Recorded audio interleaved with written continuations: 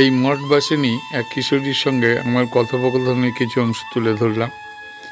যদি ভালো লাগে তাহলে অবশ্যই অনেক বেশি করে শেয়ার এবং সাবস্ক্রাইব করবেন। আসুন। তুমি কি এখানে দীক্ষা নিয়েছো? হ্যাঁ, দীক্ষা নেওয়ার পরে তোমার কি নাম হয়েছে? আমার নাম এখনো হয়নি। হয়নি? আমার হরিনাম দীক্ষা হয়েছে। ও, হরিনাম দীক্ষাটা হয়েছে। তোমার এমনি নাম কি? আমার নাম রীতা।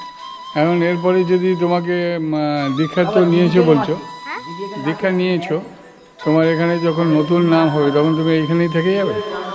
হ্যাঁ, থাকবো তো। তা তুমি হঠাৎ এই ধরো হরিনামের মধ্যে আসলে কেন?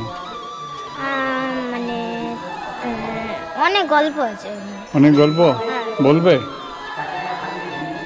হরিনাম দীক্ষা হওয়ার পরে তোমার উদ্দেশ্য কি? তুমি আরও ভবিষ্যতে পুরোপুরি কি এই হরিনামের সঙ্গে যুক্ত হয়ে যাবে? কেন? ভগবানের কাছে থাকলে মানে তুমি যা করো না, ভগবান তোমার কাছেই থাকবে।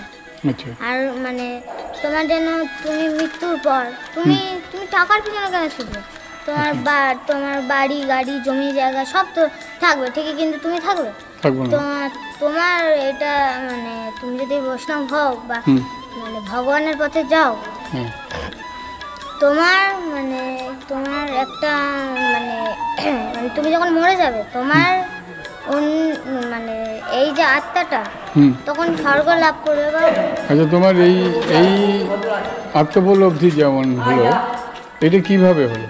প্রথম তুমি ছোটবেলা থেকে তো আর জন্মেই এরকম হওনি, ছোটবেলা থেকে বড় হয়েছো, বাবা মার কাছে আছো, তারপরে তোমার কি কেন মনে হলো যে ভগবান একজন আছে এবং ভগবান আমি যাই করি না কেন ভগবান আমার ভালো করবে? ভগবানের যারা মানে ভালোবাসে তারাই এই পথে যাবে।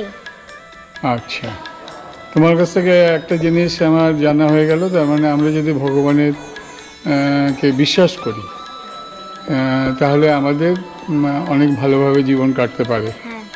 আর যারা আমি ধরো বিশ্বাস করি না, তাহলে আমার খারাপ জীবন কাটবে। তুমি যদি ভগবানকে চাও, ভগবান নিশ্চয়ই তোমাকে কৃপা করবে। আচ্ছা, তার মানে আমাকে আগে চাইতে হবে, তবে ভগবান কৃপা করবে।